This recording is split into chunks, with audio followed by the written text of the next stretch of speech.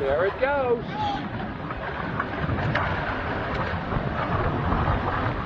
You see stuff on TV, you see it in movies, you just don't ever think it's going to be you or your neighborhood. And I've seen houses fall, but this is way more destruction than just a couple houses falling. It's just tough because a lot of the beaches have experienced beach erosion, not only this year, but in years past. And recently, Imelda's waves are responsible for knocking down several homes last week alone in the Outer Banks. We had a number of systems this season as well.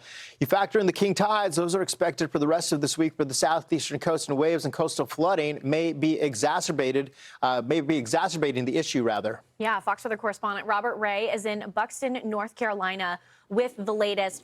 Robert, we've been watching these homes fall all week, and myself coming from Bermuda, where and you've been there with the concrete structures, you look at something, it almost looks like these homes are sitting on toothpicks, and so in some way it's unsurprising. But then you look at the coastal erosion that's happened over the last 20 years. I mean, these homes were hundreds of feet away from the coastline, find themselves up with beachfront property, and then devastation like this ensues.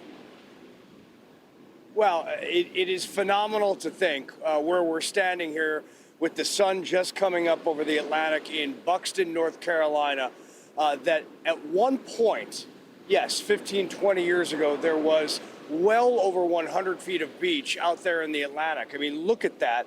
And you see the apocalyptic views of all this destruction here and the homes that have been essentially collapsed by the power and the force of this push of water. It all began about 5 weeks ago with Hurricane Erin. You look at the debris fields right now on the beach and the homes that are hugely compromised. And if we look at it from the air as well, the aerial views of this region, I think that gives you a view and a sense of how dangerous this has all been. We're looking at essentially 9 homes and the potential for a lot more to go into the ocean and create these debris fields that are comparable to what you might see in the aftermath of a hurricane or B, a tornado. But no, this is a mix, right, of tropical systems that are hundreds of miles out to sea, but the onward push, and then you have sea level rise. And over the years, the erosion here on the Outer Banks, which is a very fragile barrier island in North Carolina. So you have all that together and you see these visuals of exactly how dangerous this actually is when these homes crumble. And we had it live last week with Katie Byrne out here. But I think the best way to really understand this is to talk to those that have endured it and live here. Brian Wilson, correct? Yes, sir. Good to Brian see Harris. Brian Harris, rather. Yeah, Not Brian okay. Wilson's the singer. Yeah. Jeez, you know, it's early, right? Yeah. Thank you for being here. Yeah, You no were at the problem. Buxton Civic Association. Yes, sir. What have you seen since Hurricane Erin, 5, 6 weeks ago? Well, the biggest thing, it's been relentless. We had a little low pressure system popped off the coast, and we had the 2 hurricanes that were kind of in that Fujiwara dance. And before that, we had the jetties collapsed after Erin, and the big section of the jetties collapsed, and we've watched the acceleration. The erosion rate has accelerated. I mean, but the house behind us 2 weeks ago, there was a 4Runner parked underneath there, and they were actually living in it. I mean, this is just, it's catastrophic, and we haven't seen a storm within 200 miles of us yet.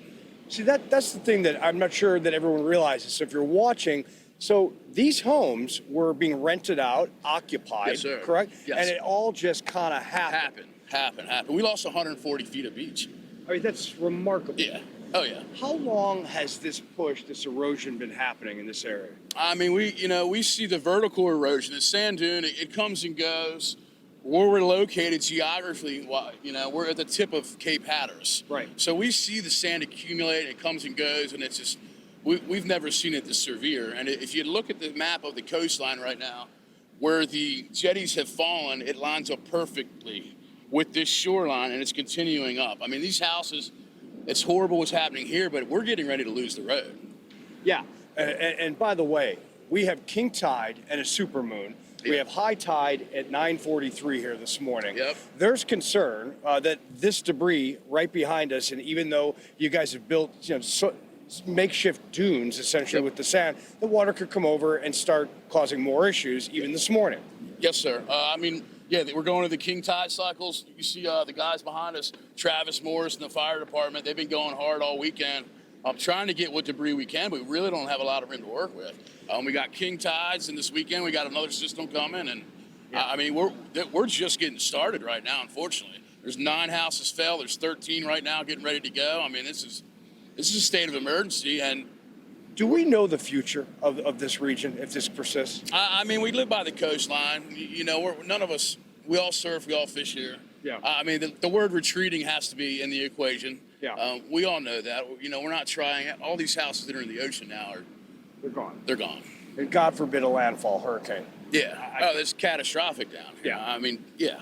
This is one of the toughest places in America to experience a hurricane landfall in general. Yeah. And then you add all of this going on. But Brian, we're going to be out here all day. I appreciate you talking to us. Yeah, I just want to show. Oh, thank you for having us. And I want to show our viewers just a little bit more out here. I'm going to walk out, guys, and leave you with this. As I mean, it doesn't get any more gorgeous than the sunrise over the Atlantic.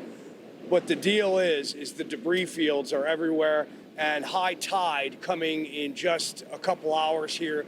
King Tide in effect, and you add that with a supermoon, harvest moon, and that spells serious trouble as the water makes its way in and will likely bang up against all of this debris throughout the morning. And like Brian said, more systems on the way later this week into the weekend, and that could spell disaster. Back to you.